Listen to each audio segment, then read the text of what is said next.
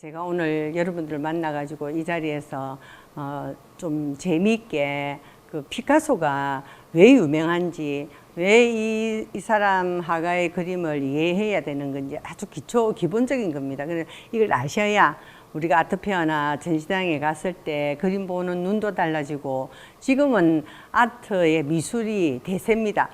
굉장한 그 아트페어를 열면 뭐 700억치 팔았다고 부산에서도 벌써 올해 6월 달에 그런 행사가 있어가지고 그만큼 판매가 됩니다. 부산시 내에서.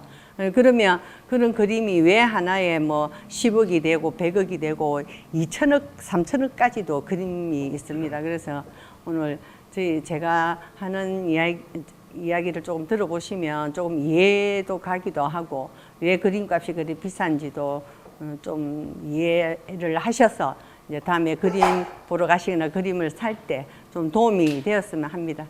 잘 부탁드리겠습니다. 피카소가 왜 유명한지를 먼저 이야기를 간단하게 하면, 피카소가 제일 그림 그리는 화가 중에 오래 살았습니다. 90이 넘도록 살았고, 또 그렇게 오래 살면서 작품을 어마어마하게 많이 해서 해야만 그림을 캔버스에 그린 것만 해도 13,000점이 넘습니다. 근데 제가 지금 그림을 그린 지가 벌써 한 40년이 넘고 50년이 다 돼 가는데도 불구하고, 저희들이 이렇게 이런 생활을 하면서 그림을 그리면 한 달에 한 2개, 3개를 못 그립니다. 왜냐하면 그냥 그림을 계속 그려내는 게 아니라 칠을 하면 그게 말라서 다시 또 칠을 해야 되는 부분이 있기 때문에, 이제 명품이 왜 비싸냐? 그냥 기계적으로 찍어내거나 만들어내는 것보다 수작업이고 손작업이기 때문에 명품이 되고 다 비싼 거거든요. 그래서 그림도 평생에 저희들이 유명한 화가들이 몇천 점을 그린다는 거는 어마어마한 일인데도, 피카소는 거의 도자기, 파나 조각 할 것 없이 다 합하면 4만 점 가까이 됩니다. 그래서 유명할 수도 있고, 또 그렇게 많이 만들어내야만이 전 세계의 미술관이나 박물관에 전시를 할 수 있고 소장가들이 소장을 할 수가 있습니다. 그래서 피카소가 유명한 것도 있고, 두 번째는 피카소는 90이 될 때까지 끊임없이 어떤 그런 자기의 창의력을 발휘를 해서 끊임없이 변화를 하면서 그림을 그려냅니다. 만들어냅니다. 그래서 이제 피카소라고 우리가 뭐 학교 수업할 때도 피카소 이야기가 많이 나오는데, 그래서 이제 피카소를 이야기를 하면 이제 초기 피카소에 자기가 태어났던 것부터 시작해서 이제 청년시대 때 청색시대, 장밋빛 시대, 암흑시대, 그 다음에 초기 입체파, 분석적 입체파, 종합적 입체파, 고전주의를 통해 가지고 초현실주의, 전쟁시대, 도자기시대, 2차 세계대전 이후라고 해가지고 구분을 지을 수가 있습니다. 그래서 이제 재밌는 거는 여기서 이제 그림도 간단하게 보여드리겠지만은, 이분이 살아오면서까지 이렇게 뭐 암흑시대를 지나서 고전주의를 지나서 세계 2차 대전까지도 갔던 이유가 그만큼 오래 살면서 많은 걸 누렸다는 이야기입니다. 그 초기 피카소의 이제 이야기는 간단하게 이야기를 드리면, 벌써 태어날 때부터 뭐 사용한 단어가 연필이었다든지, 아니면 10살 때 이미 아버지를 능가하는 그림 실력이 있었다고 주변에 칭찬하고 천재적인 소질이 있었다고 합니다. 14살 때 바르셀로나 론자 미술학교라는 미술학교의 최연소자로 입학이 되고, 16살 때는 거의 콩쿠르 나가면 다 상을 휩쓸어 가지고 그냥 가지고 올 정도로 실력이 갖춰진 그런 피카소였습니다. 아버지가 미술관 큐레이터로, 시골 선생님으로, 또 바르셀로나 미술학교 교수로 계시면서 이제 그림을 비둘기를 주로 그렸다고 합니다. 근데 이제 아버지하고는 사이가 안 좋아가지고 이제 반항을 하면서, 그 아버지가 그렸던 그림들은 주로 아카데미 화풍이다. 그 아카데미 화풍은 한물 갔다고 비웃으면서 이제 반항을 하기 시작하는데, 아버지는 50세가 넘어서 벌써 우울증으로 사망하게 됩니다. 그래 이제 피카소가 19살 때 이제 바르셀로나 뒷골목이라는 검은 고양이 선술집에서 첫 개인전을 여는데, 저희들이 40년 전만 해도 우리 그림 그리시는 선생님들이 다방에서 전시를 했습니다. 선술집에서 전시를 했습니다. 왜냐하면 제대로 된 전시장이나 갤러리가 없어서 그런 데서 주로 저희들이 이제 그림을 전시를 하고 이랬었는데, 그와 마찬가지로 이제 피카소도 선술집에서 첫 번째 개인전을 하게 됩니다. 이 그림을 자세히 보시면 뭐 저게 무슨 그림을 잘 그렸다 그래야 되는데 이때가 12살 때의 그림입니다. 예. 그래서 대단합니다. 이게 12살 때 뭐 집을 그리고 풍경을 그리고 하늘, 구름을 그렸는데도 이런 상상력 표현할 수 있도록 붓터치감이랄까 색감이랄까 그런 게 대단합니다. 이것도 마찬가지입니다. 12살 때 그렸던 그림. 이거는 13살 때 그린 그림입니다. 이것도 그때 당시에 1900년도에 다 그렸던 그림입니다. 이런 그림을 보고 뭐 저게 잘 그렸어 이러지만 사실은 그림을 그리는 학생들이 이렇게 표현을 해라 하면 남이 가르쳐 주지 않고 어른들이 부모들이 이렇게 도와주지 않으면 이런 상상력을 조형적으로 꾸며낼 수가 없습니다. 이것도 1900년도의 그림입니다. 이건 1901년도. 근데 이 정도 그림을 보면 지금 우리가 40, 50대 선생님들도 이렇게 그리라 하면 잘 그리기가 참 표현하기가 좀 어렵다고 저는 생각합니다.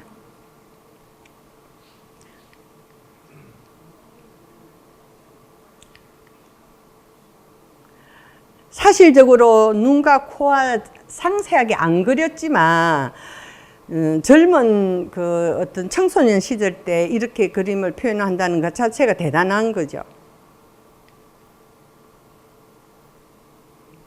14살 때 그린 그림입니다. 네. 이 명암이 완벽하게 어둡고 밝고 하는 것을 붓터치감으로 이렇게 한다는 것은 굉장히, 이건 15살 때 그렸던 거예요.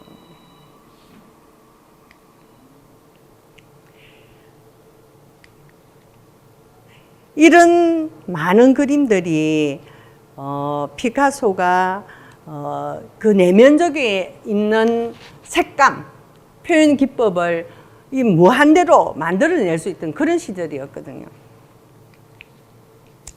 근데 이제 청색 시대로 넘어갑니다. 제일 마지막에 봤던 이 그림이 1902년 이 우울한 남자, 이 그림도 색감이 앞에 있었던 색감하고 좀 다릅니다. 청색 시대에는 이런 푸른빛이 많이 나오는 그런 그림을 그리게 됩니다.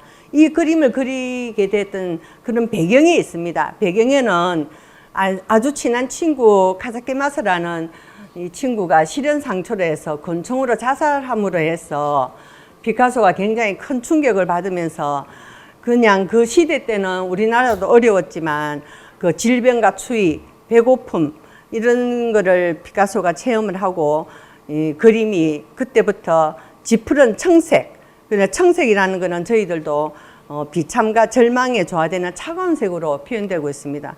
그래서 이제 지금 자아상 탐욕스러운 아이 이렇게 나오는데 지금 자세히 봐보세요. 이게 자기 그 피카소의 자아상입니다. 예.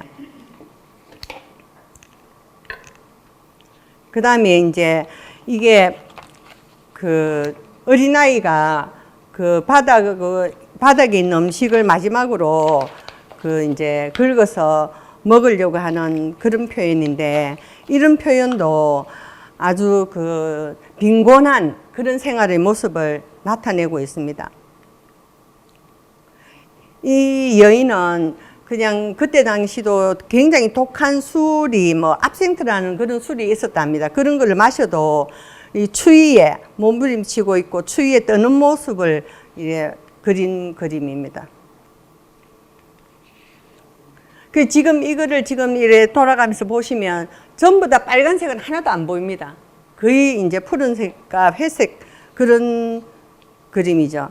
다른질 하는 이 여자인지 남자인지 구분이 잘 안 되지만 그냥 눈을 감고 있는 그 자체가 자신감도 잃어가고 초라한 모습과 어떤 여이어가는 어떤 몸 그리고 현실에 눈을 감고 싶어 하는 피카소의 그런 심정을 담았다고 해도 과언이 아닐 정도로 그 시대는 다 이래 질병과 그리고 외로움과 그런 게 있었다고 합니다.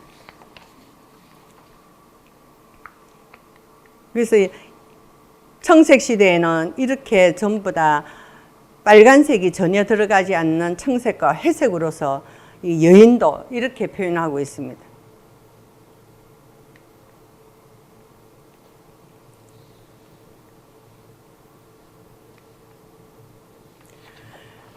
그 다음에 이제 장밋빛 시대로 들어갑니다. 이제 장밋빛은 그야 말대로 이제 연애를 하고 결혼을 하게 되는 그런 장밋빛입니다. 이제 파리 가난한 예술가의 집합소 세탁선이라는 어떤 빈민굴이 있는데 거기에서 페르낭도 올리비에를 만나게 됩니다. 첫 번째 여인이죠. 근데 이제 이 여인은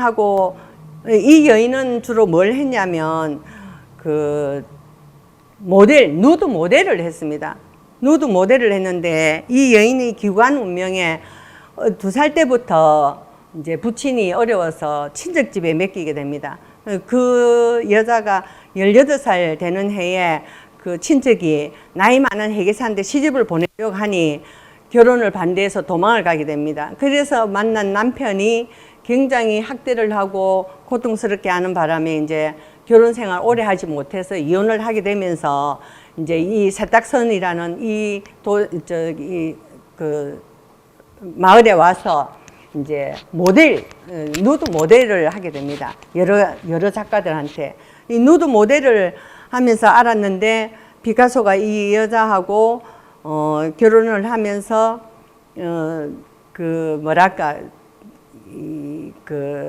지금 여기 보면 페르낭도가 다른 작가의 모델을 하려면 피카소는 엄청난 질투심에 빠져가지고 외출할 때는 문을 잠그고 다닐 정도로 그렇게 질투심이 많았다고 합니다. 그래서 이 여자가 이제 헤어지고 난 뒤에 피카소하고 한 7년 살고 헤어지고 난 뒤에도 이 여자가 이제 수입이 없으니까 연재를 하기 시작합니다. 이 여자가 연재한 책이 지금 현재 많은 자료로 지금 남아있기도 합니다. 그래서 이제 헤어졌지만 석간지 루소라는 데다가 6회를 출간을 하고 또 경제적으로 어려워가지고 7, 8회에 거쳐서 했는데 별 도움이 안 됐지만 피카소가 이제 합의를 보면서 마지막으로 죽을 때까지 생활비는 주는 조건 하에 이제 생활비를 보내주었고 그 다음에 이제 사망하고 난 뒤에 또 나머지 책도 출간하게 그렇게 되는 여인인데 이 여인도 굉장히 어렵게 살게 됩니다. 그래서 그 세탁선이라는 거기서 만났지만 아주 무질서 속에서 살았지만 무질서 속에서는 풍부한 아이디어와 창조력을 키우는 토양이 되었다고도 피카소는 그렇게 기술하고 있습니다. 서술하고 있습니다. 그래서 장밋빛 시대의 지금 그림이 이제 나타납니다. 앞에 청색 시대와하고 다르듯이 부채를 든 여인을 보시면 빨간색이 이제 많이 들어가죠. 이게 이제 피카소가 장밋빛 시대에 그렸던 그림들입니다.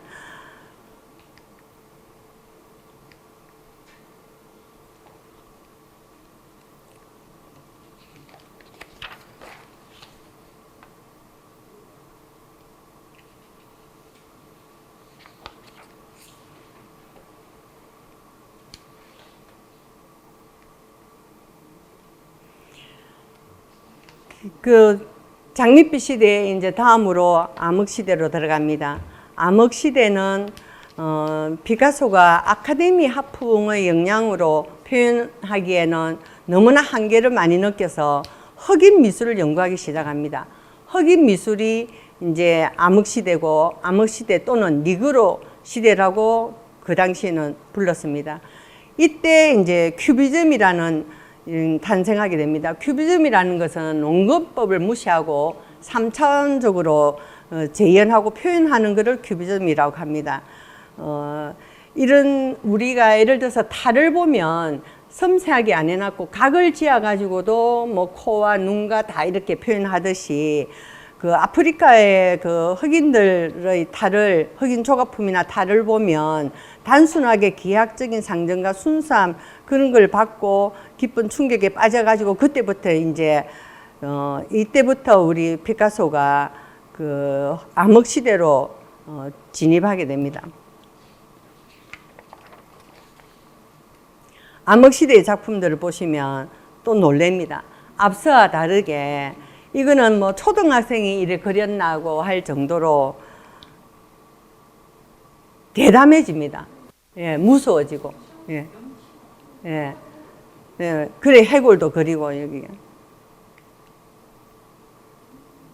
여기에 이제 원근법도 없고, 눈도 뭐 코도 그렇고 보면 전부 다 그 좀 기이하게 그렇게 이제 표현을 해내죠. 이것도 보면 나체입니다. 나체인데 자세히 보셔야 나체라고, 예.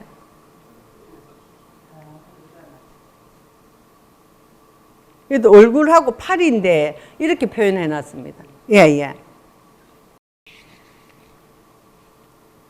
그 여인을 이렇게 표현했습니다. 앞에는 아름답게 이쁘게 그렸지 않습니까? 장밋빛 시대에서는.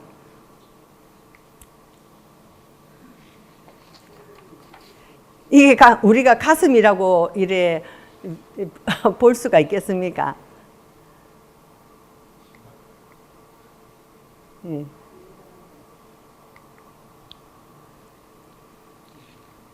이것도 자세히 보시면 여자분이 3명이 있는데 이해가 가시죠? 예, 팔을 전부 다 이렇게 위로 올리고 있는 게 여자가 세여인이라고 합니다.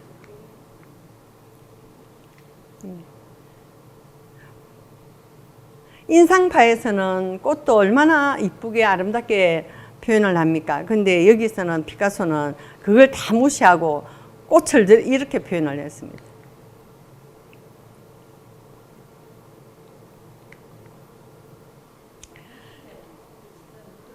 예, 흑인 미술을 이제 연구하다 보니까 지금도 아프리카나 저런 데 가면 좀 어렵게 살고 뭐 거의 옷도 잘 안 입고 이렇게 살고 있지 않습니까? 그때 당시는 얼마나 험악했겠습니까? 근데 그걸 이제 피카소가 연구를 하면서 그림으로 표현했던 게 색감이라든지 형태라든지 그렇게 표현하고 있습니다. 초기 입체파로 이제 들어가게 됩니다. 초기 입체파로 진입하면서 여기서 이제 아비뇽의 아가씨가 나옵니다. 아비뇽 아가씨를 만들어내면서 피카소가 굉장한 이제 비평가나 평론가들한테 굉장히 많은 관심을 가지게 됩니다. 이 가지게 된 이유가 여기서 이 그림을 보시면 이렇게 그림이 원근법이 없습니다. 원근법이 없이 그냥 했는데 여기 앞서의 암흑시대에도 여자 코를 갖다가 삼각형으로 그리지 않습니까? 삼각형으로 그린 그런 그림이 많이 나옵니다. 이게 풍경인데 꽃인지 나무인지도 구분이 안 될 정도로 이렇게 또 초기 입체파로 넘어갑니다.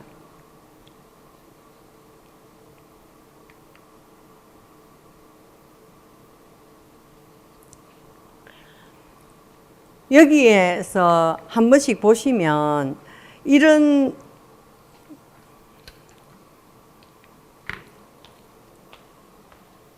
여기 보시면 이렇게 예 삼각추가 있듯이 원이 이래 있고 이게 육면체가 있고 뭐 여러 가지 이런 형태로 만들지 그냥 이렇게 아름답게 나무처럼 곡선이 있거나 아름답게 안 하는 게 이제 피카소의 이런 그림의 달라지는 여러 가지 모습을 볼 수가 있습니다.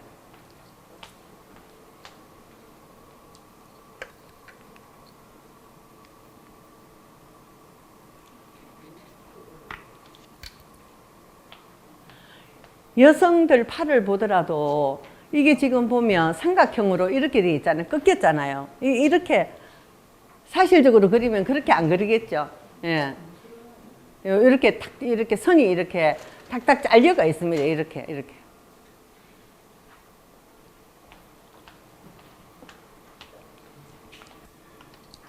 이게 초기 입체파의 시초입니다. 이게.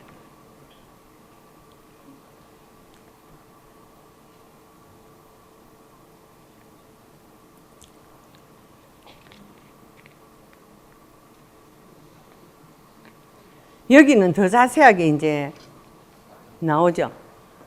이게 그림으로 우리가 보면 지금도 보면 왜 추상화, 비구상화 이래 보면 이해가 안 되는 부분이 있지 않습니까? 그때 당시만 해도 이런 그림들이 나타났을 때는 비평가나 평론가들이 저게 무슨 그림이냐 하면서부터 시작해서 많은 거를 이제 서로 토론도 하고 그랬을 정도로 피카소는 뭐 다른 사람들한테 다 관심이 많았습니다. 너무 혁명적이게 그림이 바뀌고 있습니다, 지금.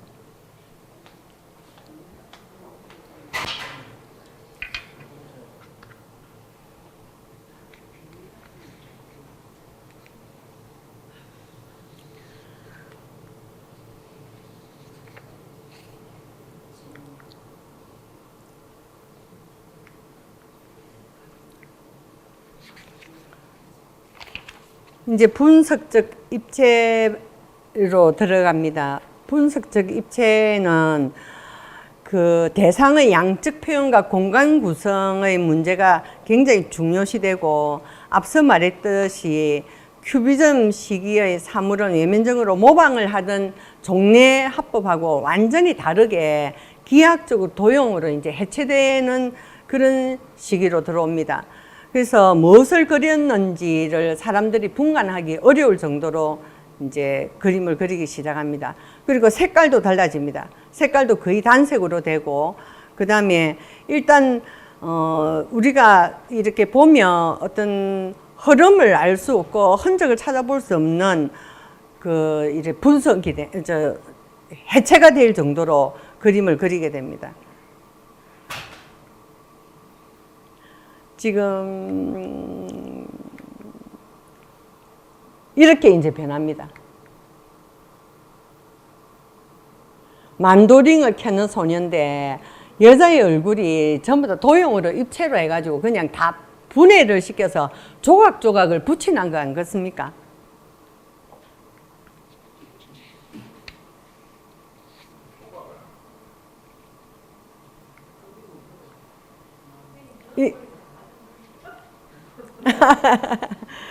그런데 사실은 그림을 그리는 사람이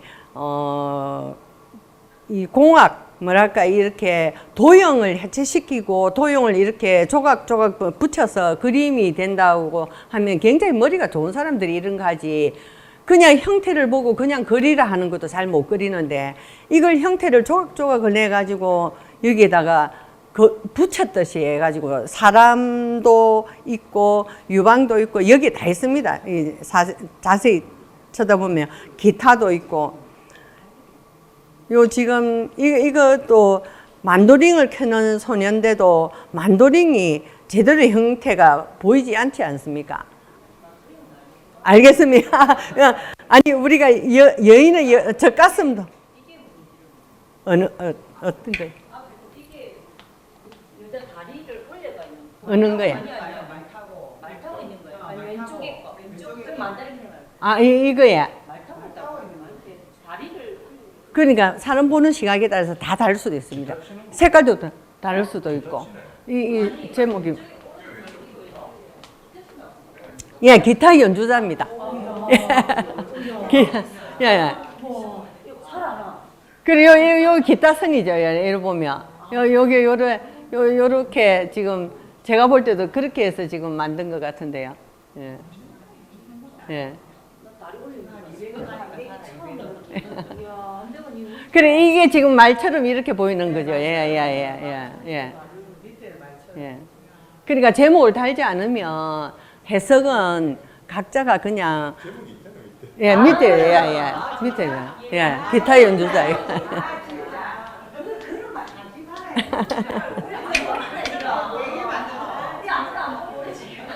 아니 그러니까 그때 당시에 비평가 평론가들이 이렇게 해서 싸웁니다.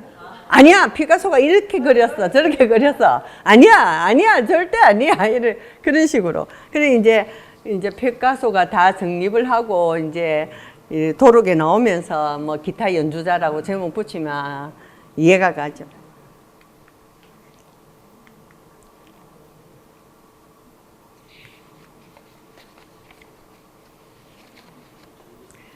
이것도 남자가 뭐 기타를 친 것 같이 이거는 보틀 병이 많네요, 여기는. 예. 아니에요. 정식 결혼은 2번밖에 안 했습니다. 예. 결혼은 뭐 사실 많이 했고, 4번 더 했겠죠. 그러니까 정식으로 혼인을 그 계약서를 써서 혼인신고를 한 게 2번밖에 안 됩니다. 처음에 첫 여인하고 아니요, 어마어마하게 여자 관계는 말도 없이 뒤에 나옵니다. 근데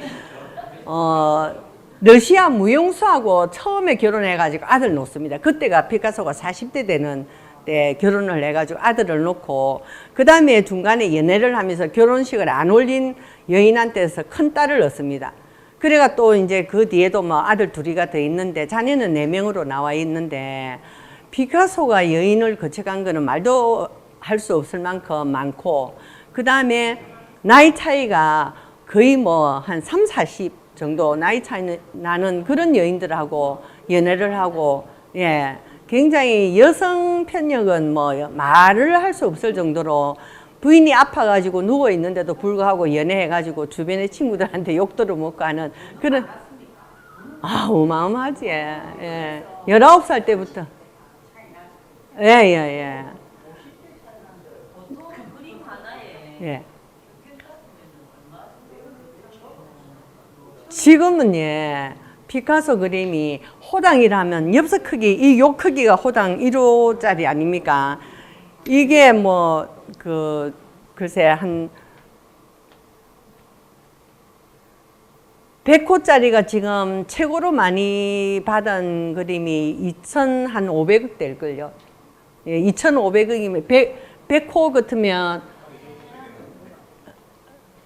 아니 요거보다는 좀 작습니다. 요거보다는 요게 한 150호쯤 되는데 100호짜리가 2,500억 정도 되면, 예, 2,500억이면 1호 같으면 한 뭐 200억쯤 되겠죠. 예.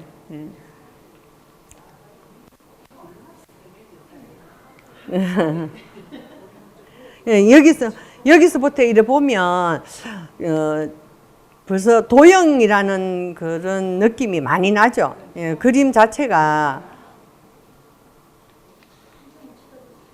예. 숨은 그림 찾기, 예, 그 정도로 남들이 이해할 수 없을 만큼 그려놓으면 우리는 찾아내야 되는 겁니다. 예. 이것도 보면, 예. 그래서 이제 분석적 입체파를 넘어서서 이제 종합적인 입체파 시대로 진입하게 됩니다. 이제 여기서는 우리가 흔히 말하는 콜라주, 이렇게 작품에 뭐 신문지를 붙인다든지 뭐 기타를 붙인다든지 물건을 붙일 수 있는 콜라주 기법이 등장하게 됩니다. 이때부터. 그래서 피카소가 대단합니다. 벌써 여기에 이제 그 첫 번째 여인하고 헤어지고 에바라는 미모와 살게 되는데, 이 에바는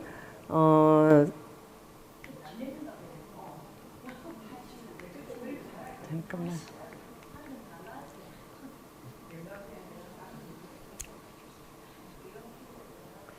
에바가 아파가지고 결핵으로 사망하게 됩니다. 이제 이럴 때도 연애를 해서 주변에 많은 지탄이 대상이 되기도 합니다. 그래서 여기에 보시면 이제 정물적, 흔히 말하는 우리 신문지나 벽지, 담뱃갑, 트럼프, 뭐 그런 거를 화면에 붙여가면서 이제 콜라주라는 그런 이제 입체파가 나오기 시작을 합니다.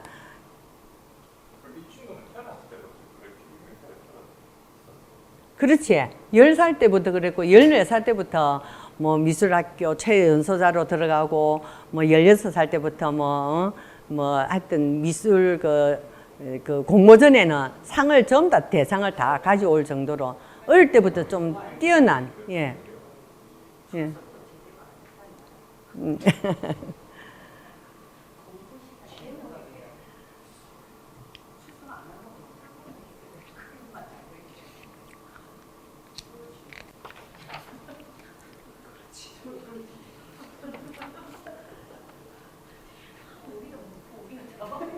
여기에 이제 이게 전부 다 신문지나 이런 게 붙은 겁니다. 바이올린도 있고, 기타도 있고.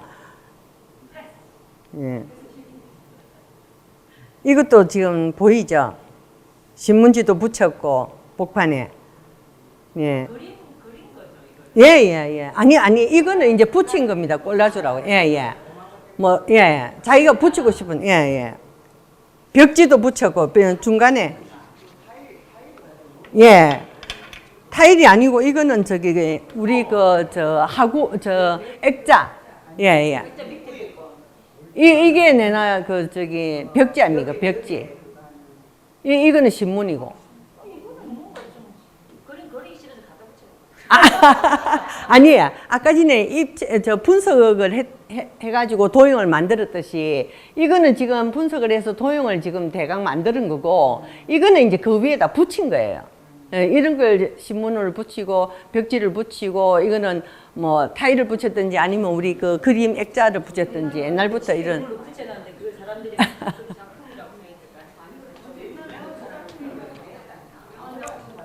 지금도 그런 흉내를 많이 냅니다. 유명한 사람들은 바이올린 자체에다가 그림을 그리고 바이올린에다가 보석을 붙이고 그렇게 하는 그 화가도 있습니다.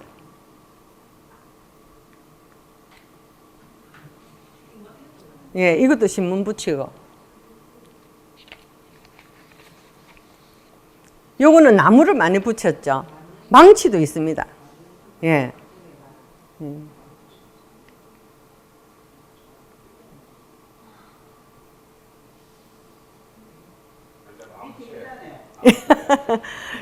이거 다 자세히 보시면 재미있는 게 많습니다. 예. 예. 근데 지금 봐보세요. 이게 이제 이 여자들 머리 아니 머리카락까지 이게 이제 얼굴이라고 표현한 게 이렇습니다. 예, 이거 봐보세요. 이렇게 여기도 이렇게 여기는 이런 식으로 이 숨은 그림을 찾듯이 자세히 보고 해야 이제 제목을 모르면 절대 알 수가 없겠네요. 예. 그래서 이제 처음에는 이런 게 이제 비평가나 평론가들한테 입으로 많이 오르내리를 합니다. 그래서 이제 서로가 이제 주장을 하다가 그래서 정립을 하는 게 본인이 작가가 무엇을 의도를 해서 그렸다는 게 나와야 되는 거죠. 예, 여자들 만날 때마다 모델 초상화를 그립니다. 예.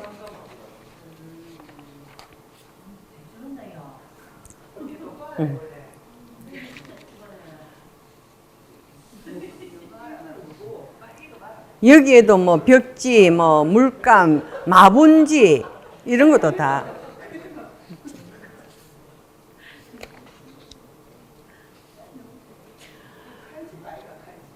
이게 어릿강대라고 돼 있는데 어릿강대 19살 때 그렸던 그림은 예쁘게 그렸습니다. 사실 얼굴도 예쁘게 나오고.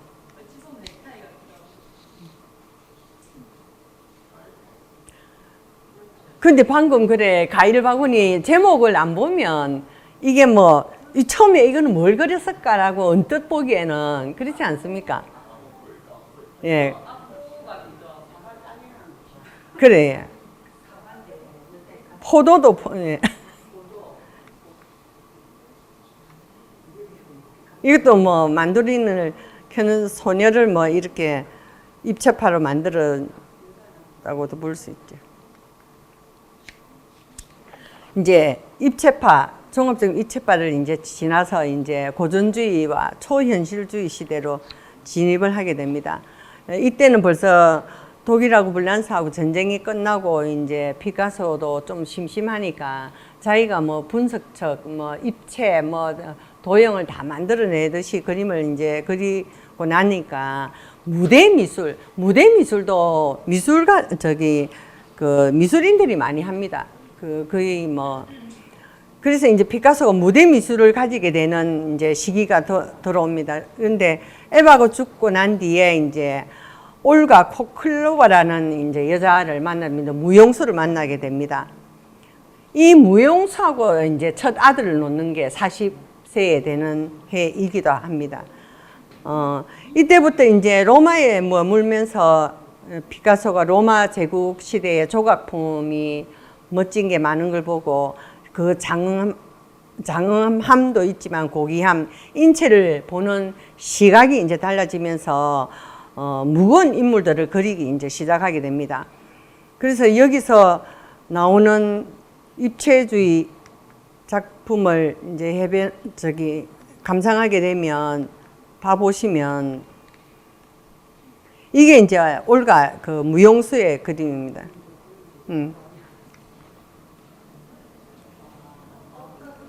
예.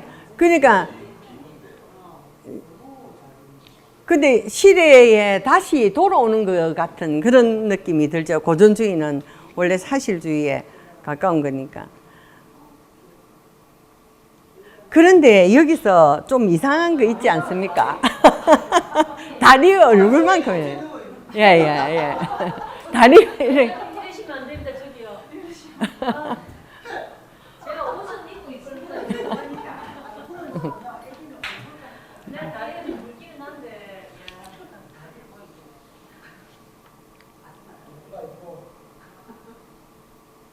나무를 그리도 이렇게 둥글둥글하게 그리고 손도 이해를 하시고 보시면 근데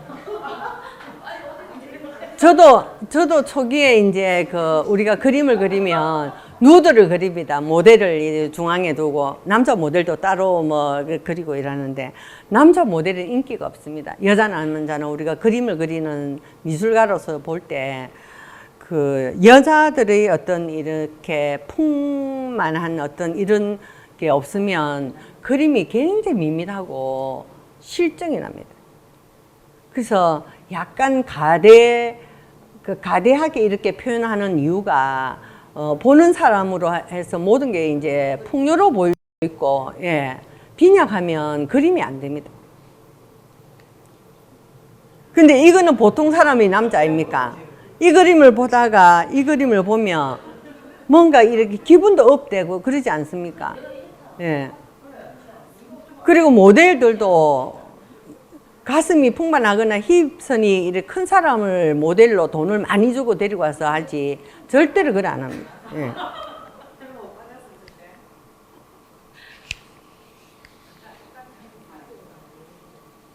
여기도 얼굴은 작은데 몸이 꼭 무슨 예.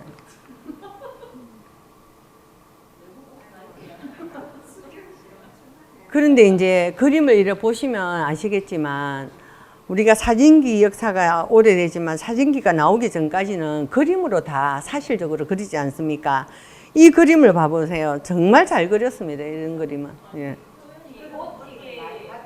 예. 구겨진 거, 뭐, 벨트에, 뭐, 그 색깔, 그, 명암 같은 거, 이래 보면,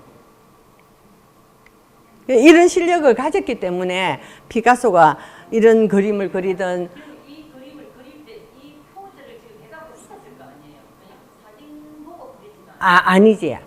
항상 상상입니다. 예. 아닙니다. 아니지.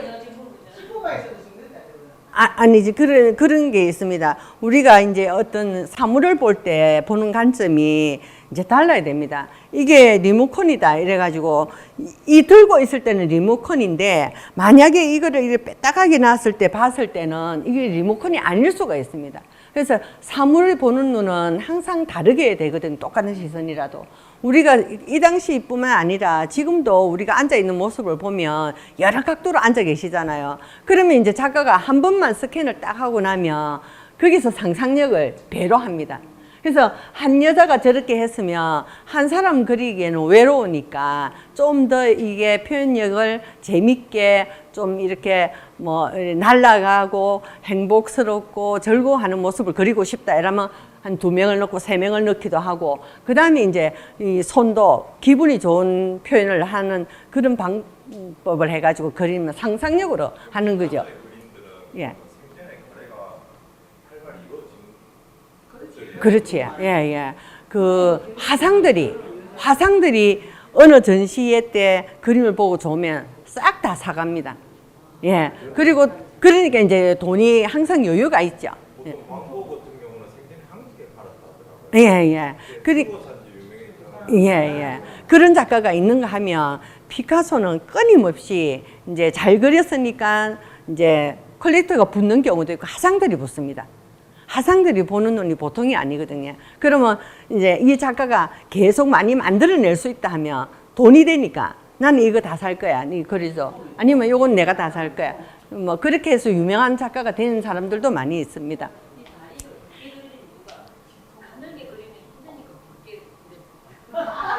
아니 그래 가늘게 그리면 재미가 없지.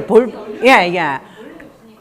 우리가 기분이 업될 때 막 노래가 나오고 막 무의가 나오고 그렇게 하듯이 그림도 마찬가지입니다. 내가 풍만하게 그려야 상대방 보는 사람들이 기분이 좋아할 것이고 또 그만큼 또 왜 우리가 또 이 미신을 믿지 않습니까? 복주머니를 그리는 게 있다 이러면 복이 들어온다. 호랑이를 그리면 액을 뭐 물리친다 이렇게 하듯이 그런 상상력에 의해서 그림을 항상 저렇게 그릴 수가 있지요.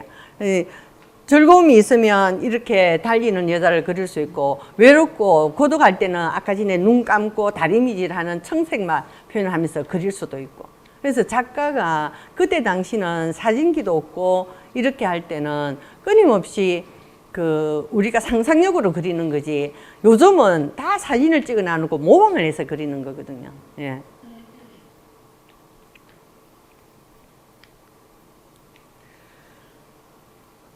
그 다음에 이제 이 시대가 고전주의하고 초현실 시대가 지나면 이제는 초현실주의의 시대로 진입하게 됩니다.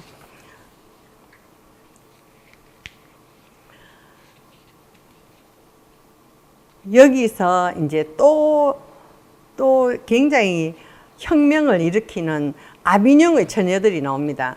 이게 이제 초현실주의라고 하는데,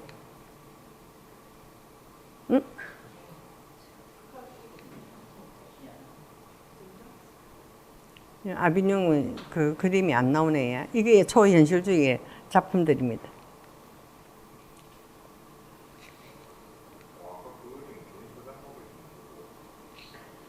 어떤 그림이야? 세 번째?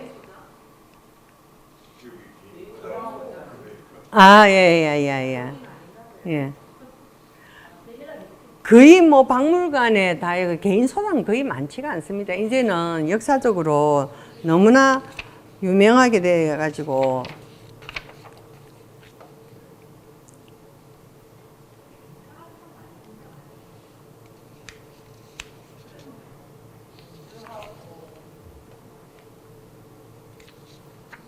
마스크를 쓴 음악인입니다.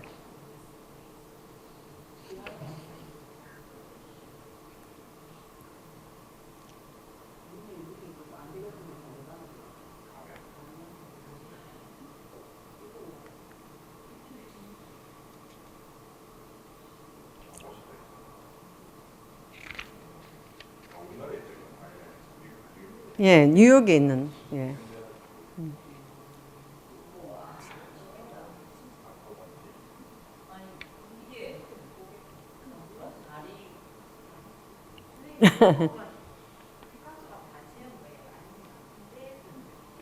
뭐라고요? 제목을 지금 이거 보고 아, 피카소가, 예, 본인이 지었습니다. 예. 근데 상상을 할 수가 없죠. 이게 어떻게 사람이라고 볼 수 있습니까? 재밌지 않습니까? 저는 이 그림을 그때 당시에 피카소가 이렇게 표현을 했다는 것 자체가 대단한 거지. 다른 사람은 이제 그 모방을 할 수 없을 정도로 자기가 만들어낸 작품들이니까.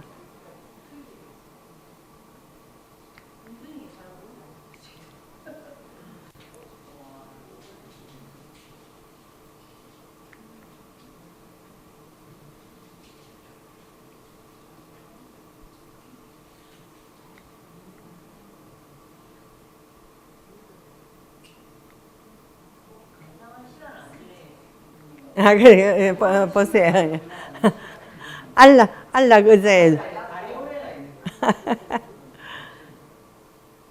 지역에서라도 이렇게 감상을 좀 해야 돼.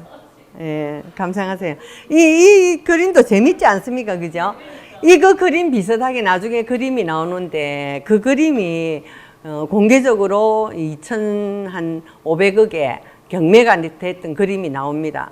예, 예. 2,500억? 예, 예, 억입니다. 우리나라 예, 예, 우리나라 돈으로. 예. 근데 지금 세계적으로 그 미술관이나 박물관에 유명한 그림들이 몇 천억 되는 그림들이 많습니다. 예. 그냥 우리가 볼 때는 우리나라에서도만 해도 뭐 100고짜리 뭐 몇십억 하고 또 뭐 유명한 박수근이 그림은 뭐 거의 뭐 몇백억 하는 그림도 우리나라도 있기는 있습니다. 근데 이제 우리나라는 역사적으로 그림 자체가 그렇게 길지가 않습니다. 서양 미술사 들어온 지도 얼마 안 되고 한국 하나 해봐야 그냥 옛날에 하선지에 뭐 산수화 그렸던 그런 그림 6대 작가들 유명한 사람들이 있는데 그런 거 해봐야 뭐 1억도 안 갑니다. 그래서 우리나라는 그림이 역사적으로 조금 아직 빈약하고 예. 뭐 지금 최근에 살아있는 분 중에서도 뭐 김창렬 씨라든지 그 이우환 씨라고 뭐 점 하나 찍어 놔놓고도 뭐 10억씩 하는 그런 그림도 있고. 근데 지금 그림이 왜 대세냐 하면 사실 돈을 가지고 계시는 분들이 상속으로 또 아니면 또 비자금 형태로 그림을 많이 이용을 많이 합니다. 외국에서도 그랬고 일본에서도 그랬고. 일본은 지금 그 오사카만 가더라도 개인 미술관이 어마어마하게 많습니다. 근데 전 세계적으로 일본 사람들이 그 유명한 그림을 많이 갖고 있습니다. 그래서 개인 미술관을 만들고 개인 미술관에서 끊임없이 전시하면서 입장료를 받아내고 그거를 그 상업화로 하는 데가 많습니다. 그렇게 하게 된 동기가 그 일본 경제가 이제 지하 자금으로 많이 내려갔을 때 빠찡과 하셨던 분들이 현금을 많이 이제 그거 빼돌리 가지고 지하 자금으로 막 그냥 고리업자처럼 돈놀이를 하고 이럴 때 그 지하 자금을 전부 다 올리기 위해서는 일본에서 세금을 감면해야 되겠다. 오픈을 시켜줄 테니까 너가 모든 걸 갖고 있는 거를 이제 그 실명제 하는 것처럼 드러내라 이래가지고 그때 전부 다 비자금 형성을 할 때 그림을 다 사놨거든요. 일본 사람들이. 그래서 그 그림이 어마어마하게 전 세계의 유명한 그림은 일본 시장에 어마어마하게 많이 있습니다. 상상을 못할 정도로 많습니다. 그래서 이 그림에 대해서 조금 공부를 하시면 재미있는 이야기가 많습니다. 그래서 돈하고 경제하고 경제하고 그림하고는 그 많이 요즘은 이제 연결돼 있죠. 그래서 뭐 저번에 행복의 눈물 해가지고 뭐 70억 줬다 샀고 뭐 그런 이야기들이 다 대기업에서 비자금 형성으로 뭐 한다 해가지고 갤러리 관장들이 잡혀가는 그런 일도 있습니다.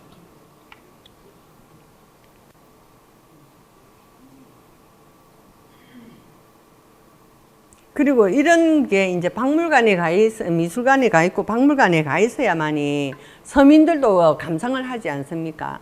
그래서 이제 보통 개인이 소장하고 있는 것도 죽을 때 자기 집에 있어봐야 자식들도 보관을 잘 할지 이게 좀 더 비싼 그림이기 때문에 뭐 세금도 해야 되고 여러 가지 어려운 점이 있으니까 거의 기증하는 경우가 많습니다. 예? 근데 박물관에 살 그 나라에서 그 비싼 돈을 주고 살 수가 없지. 기증을 받지 않으면 이렇게 뭐 그래서 거의 기증받는 경우가 많습니다. 이 그림입니다. 이 그림이 공식적으로 그 경매로 2,500억 정도 해서 이 그림의 원본은 사실은 이 밑에 부분에 캔버스가 찢어졌어요. 그 관리를 잘못해가지고. 그래서 이거를 복원했는데도 불구하고 그렇게 가격이 나간 겁니다. 예.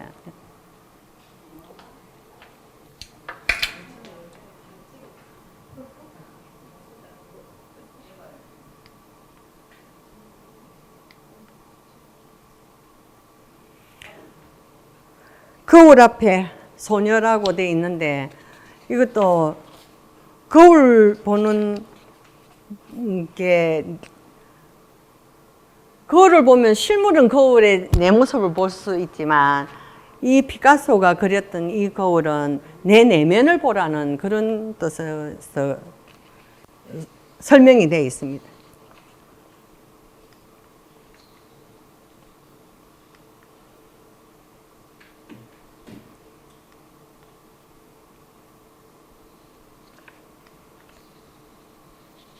이제부터 이제 전쟁 시대로 들어갑니다. 그 스페인의 전통적인 문화의 중심이 그 바스크주라는 마을이 있었는데 독일에서 폭격기로 500km로 달하는 폭탄을 퍼부어 가지고 완전히 파괴되어가 지옥의 불바다로 된 적이 있었죠. 그래서 스페인 정부가 이제 피카소 보고 파리 세계 박람회, 우리가 지금 월드 엑스포를 지금 유치하자고 지금 캠페인 벌이고 있지 않습니까? 그런 박람회나 그런 우리가 이제 월드 엑스포를 유치를 하게 되면 그 도시가 굉장한 발전을 하게 됩니다. 전 세계인들이 주시를 하게 되고 전 세계인들이 오다 보면, 그래서 이제 스페인 정부에서 피카소 보고 그림을 하나 그리라고 했더니 그때 당시에 이제 이렇게 당했던 완전히 불바다가 됐던 그 마을을 이제 기억을 해내면서 게르니카의 비극적인 소식을 들으면서 그때부터 이 작품을 만들기 위해서 한 달 동안 자지 않고 쉬지 않고 그림을 그립니다. 그래서 게르니카라는 게 탄생이 됩니다. 이 게르니카라는 작품을, 이게 게르니카입니다. 그 전쟁의 폭격을 당해서 마을이 지옥의 불바다가 됐다 하지만 이렇게 상상력으로 한 달 만에 이 사이즈가 굉장히 큽니다. 이게 뭐 한 300이면은 한 300, 한 500호 되겠네요. 한 500호 되는 거를 그려가지고 그 파리 박람회에 내게 돼가지고 어마어마한 히트를 치게 됩니다. 이게 전쟁 시대의 이제 작품이 여러 가지 이제 달라집니다.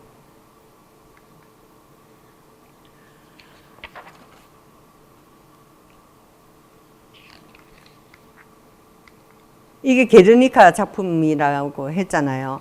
그 마을에 불바다가 돼가지고 지옥 같은 느낌, 예.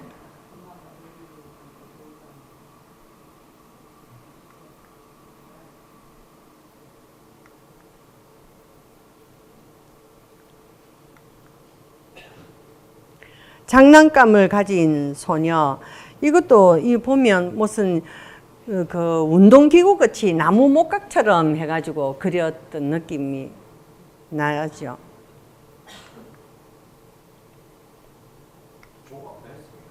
조각도 했지요. 조각 파나 안 한 게 없습니다. 예.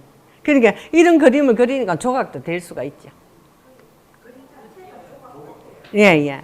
근데 이건 다 캔버스로 그린 그림입니다.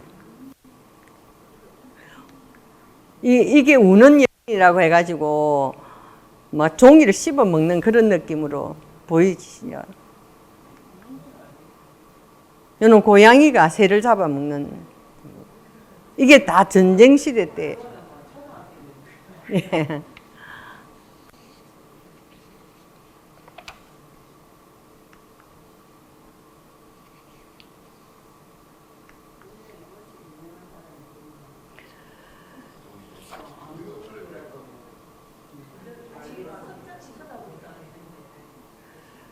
이 납골당도 이제 이게 청색 시대 때처럼 색깔이 이제 단조로워지죠.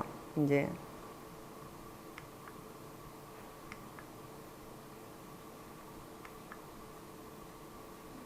아침의 곡조.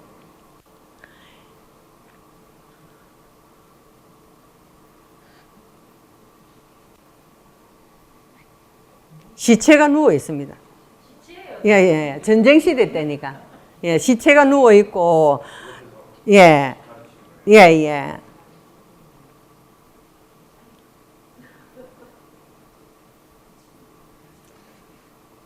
전부 다 결국은 유화입니까? 예, 유화입니다.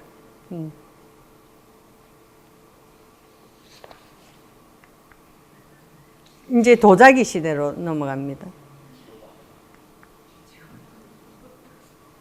우리가 영국에 가면 명품을 보면 도자기가 얼마나 색깔이 아름답고 무늬가 아름답고 그렇습니까? 근데 이분은 이제 그림을 그린 분이 돼가지고 그냥 막 색칠도 뭐 그냥 까맣게 막 한 번만에 붓으로 막 이렇게 항칠한 것처럼 그렇게 그림을 그렸잖아요.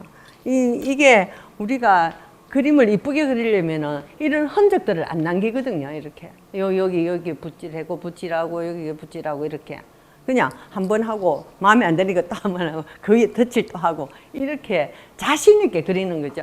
그림도 자신 있어야 되고 운동도 자신감이 있어야 되고 모든 게 자신감과 용기가 있어야만이 뭐 미인을 쟁취한다 하듯이 그런 운동이나 뭐 모든 그림도 그런 용기와 자신이 있어야만이 이런 그림이 나옵니다.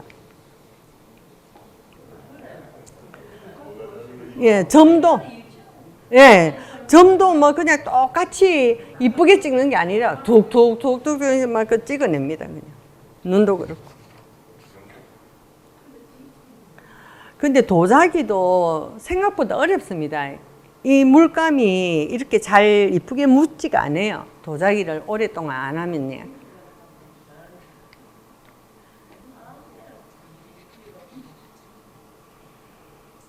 근데 우리가 이제 미술가들을 이제 현재에서 딱 봤을 때, 아, 그림을 잘 그렸다, 못 그렸다 판단은 절대 건물입니다.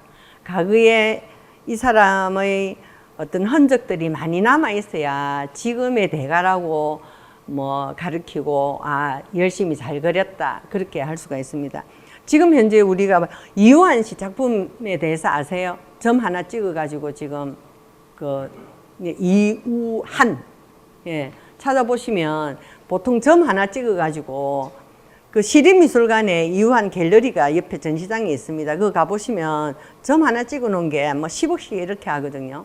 뭐 조그마한 소품도 뭐 몇 억씩 그렇게 합니다. 근데 그분이 프랑스에서도 굉장한 작가로서 칭송받고 전 세계의 작품이 여러 군데 많이 있습니다. 일본에서는 그분 우리나라 사람인데도 불구하고 일본에서 섬 하나를 만들어 가지고 그 미술관을 만들어 줄 정도로 그 유명한 분이 계세요. 근데 그분도 지금은 점 하나지만 과거에는 굉장히 다양한 작품을 많이 그렸어요. 선도 많이 그리고 이랬는데 지금은 점 하나로서 그렇게 가격을 많이 받습니다.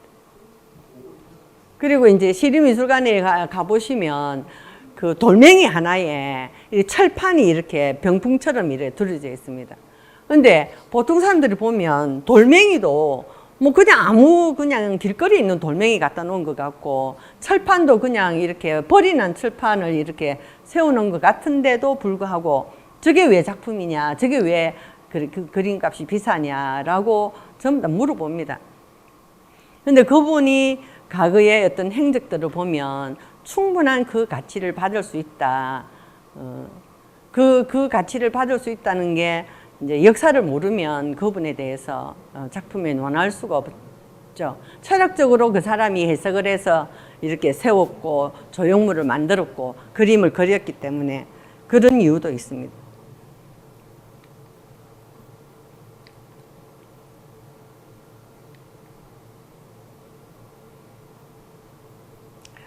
이게 하병인 것 같기도 하고 물병인 것 같기도 하지만 거기에 지금 여인의 얼굴을 이렇게 표현을 했습니다.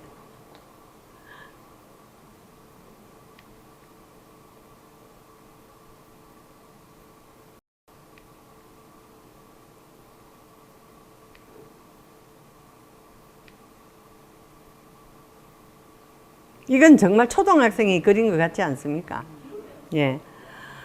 근데 그렇죠. 이제 힘이 있느냐 없느냐 그런 것, 예, 예.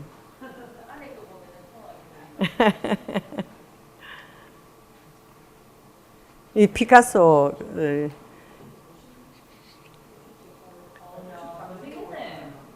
이때가 벌써 70이 예, 80이 다 됐을 때 이야기입니다.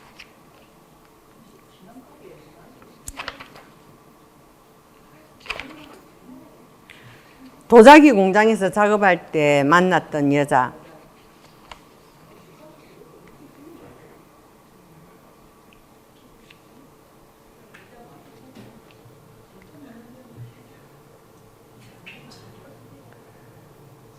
지금 여러분이 이제 청색 시대 때부터 시작해서 세계대전까지 지금 그림에 대해서 그 시대적으로 변명한 것을 봤지 않습니까? 거기에는 정말 우리 피카소가 이념을 가지고 어떤 상상력이 대단한 어떤 속에서 이 모든 걸 변화할 수 있는 그림을 그려왔습니다. 그래서 누구나 아무나 따라 할 수 없는 그런 세계이기도 합니다. 한국에서의 학살 이게 이제 우리나라 신문에도 뉴스가 나고 안 했습니까? 근데 이 한국이라고 보기에 그때 당시에 이제 우리가 이렇게 전쟁 시대 때 살았기 때문에 한국이라고 표현을 했는데 여러 가지 낭설이 있습니다. 예, 아니에요. 6.25 때가 아니고, 아니에요. 잠깐만요. 이게 그 항해도 신천군에 일대에서 그 민간인 학살로 되어 있습니다. 예, 예. 그 이북 그 군인이고 그냥 이제 부녀자들을 마구잡이로 이제 총살하는 그런 모습을 그렸던 그런 그림입니다. 그러니까 이제 전쟁 시대 때를 겪었기 때문에 피카소가 이제 이런 그림을 이제 지금부터는 이제 피카소의 여인들에 대해서 간략하게 이야기 드리겠습니다. 제일 처음에 만났던 여인이 페르낭도 올리비에 굉장히 그 누드 모델로서 해가지고 뭐 피카소가 뭐 감금을 할 정도로 질투심에 사로잡혀가지고 이 여자를 많이 그 행포를 좀 했다고 되어 있습니다. 그래서 이 여자가 그 연재를 하기 전에 생활이 어려우니까 연재를 한 거를 연재하지 말라고 해가지고 이제 합의 봐서 죽을 때까지 그 생활비를 대준 그런 여인이죠. 그 여인을 만났을 때 그렸던 그림들입니다, 이게. 예. 근데 이제 그 다음에 에바 구에를 만나가지고 폐병으로 사망하게 됐는데 이 여자는 피카소하고 살지는 않았죠. 근데 왜 그림이. 그 다음에 올가 코클로바, 이 그림이 조금 잘못되면. 근데 올가 이제 코클로바 이 여인이 무용수입니다. 무용수는 이제 그 처음으로 결혼하게 됩니다. 혼인신고를 하게 됩니다. 그 40에 이제 아버지가 되고 아들을 낳게 됩니다. 이 여자가 올가입니다. 무용수입니다. 그 다음에 마리델리즈 월트라는 이제 여인을 만나게 되는데 이 여자하고 도라마르하고 이렇게 같이 만나면 여자들끼리 싸우는 모습을 굉장히 즐겼답니다. 피카소가. 누가 왜 둘이 안 싸우고 가만히 있니? 싸워가지고 질투심이 막 이렇게 해야만이 그 희열을 느끼고 했다고 합니다. 그 말이라는 여자가 딸을 낳게 되죠. 딸. 근데 이 여자도 피카소가 자망한 지 이 여인들이 피카소를 만난 여인들이 다 불행하게 별로 오래 살지도 못하고 다 뭐 도망가고 뭐 자살하고 막 그런 게 많습니다. 목을 매서 자살하죠. 이 마리테레즈 월트가. 그 여자를 만났을 때 그림이 이렇게 그리는 겁니다. 도라마르라는 이제 여자를 또 만나게 되죠. 이게 뭐 그냥 많이 길어봐야 뭐 몇 년, 뭐 거의 뭐 1, 2년 뭐 그렇게 자주 바뀝니다. 그래서 결혼식을 그래 안 합니다. 그리고 지금도 그 유럽에는 그렇지만 결혼하게 되면 그 혼인식을 하게 되면 모든 유산이 다 가게끔 그런 조건이 돼 있어요. 그래서 지금도 계약서를 작성해서 계약 결혼을 하지 그 결혼을 잘 안 합니다. 결혼한 조건이 남자가 좋아, 내가 결혼을 하는데 아이는 일주일에 몇 번 봐주고 설거지는 누가 하며 휴지는 누가 버리며 뭐 이런 구체적으로 적어가지고 그 요즘 결혼식 합니다. 유럽은 다 그래 합니다. 유럽뿐만 아니고 미국도 거의 계약 결혼을 하지 그냥 뭐 니 좋아 내 좋아 뭐 결혼하고 난 뒤에 뭐 왜 그렇게 해줘 그래 막 싸우고 이렇게 안 합니다.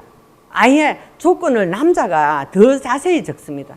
그래서 내 생활비는 얼마 될 거야. 네 생활비 얼마 돼. 그래서 내 월급의 몇 프로는 넣어줄 수 있어.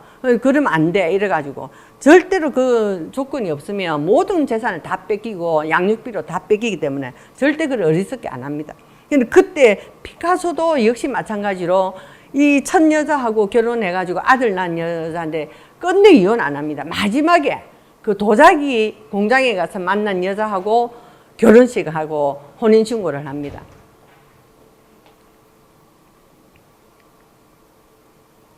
이 여자가 도라마르. 이 프랑스와즈 질로라는 여자가 그 그림을 그리는 작가였습니다. 이 여자는. 근데 이 여자가 22살 때 62살 되는 피카소를 만나잖아요. 예. 근데 이 여자만이 피카소 보고 헤어지자고 버리는 여자 중에 한 사람입니다. 다른 여자들은 다 피카소고 버렸는데. 예. 그 이 사람은 예, 미술 작품도 잘하고 이래가지고 나는 도저히 네가 여자 관계도 복잡하고 너가 싫어서 나는 너하고 살지 않아 이래가지고 얼마나 애원하는지 모릅니다. 피카소가. 근데 이 여자만큼만 이 여자가 남자를 치게 되고 피카소를 버리게 되는 여인 중에 한 사람입니다. 예. 근데 이 여자가 그림을 잘 그렸어요. 그때도 22살 때 개인전 할 때 피카소를 초대할 정도 되면 자신감도 있었고 했는데 지금 현재 유럽, 미국의 유명 미술관에 다수 소장 작품이 소장되어 있기도 합니다. 그 정도로 그림에 대해서 이 여자가 프랑스 질로. 이 여자하고 이제 그 헤어지고 난 뒤에 마지막으로 이제 도자기 공장에 가서 작업을 할 때 만났던 여자가 자클린 로크라고 합니다. 이 여자하고 이제 결혼하게 되죠. 이 여자가 이제 두 번째, 자클린이 35살 때 피카소가 79입니다. 예, 예. 그래, 그때만 해도 뭐 70점 이상 초상화를.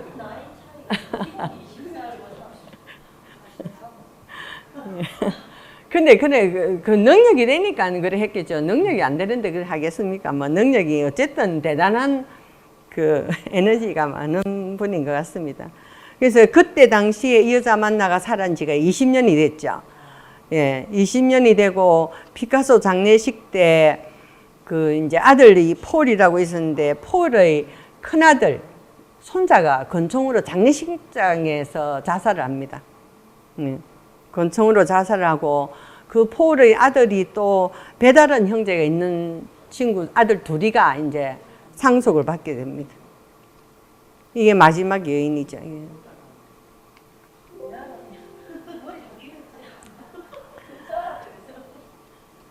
네, 근데 우리가 그 예술가들의 영혼은 자유로운 영혼이라 해서 한 곳에 안착을 하거나 그렇게 하지 않으면 안 된다고 할 정도로 좀 그 자유로운 영혼을 가진 분들이 많죠. 피카소는 누구나 다 알기 때문에 이 피카소가 과거에 어릴 때부터 뭐 지금 자기가 돌아가실 때까지 어떤 그림의 어떤 역사를 제가 보여드리지 않습니까? 여러분들이 이제 그림을 보러 감상하러 가실 때 이걸 오늘 뭐 그냥 다른 스캔을 했다 하더라도 그림을 보는 데는 도움이 되지 않을까 그렇게 생각합니다. 네, 감사합니다.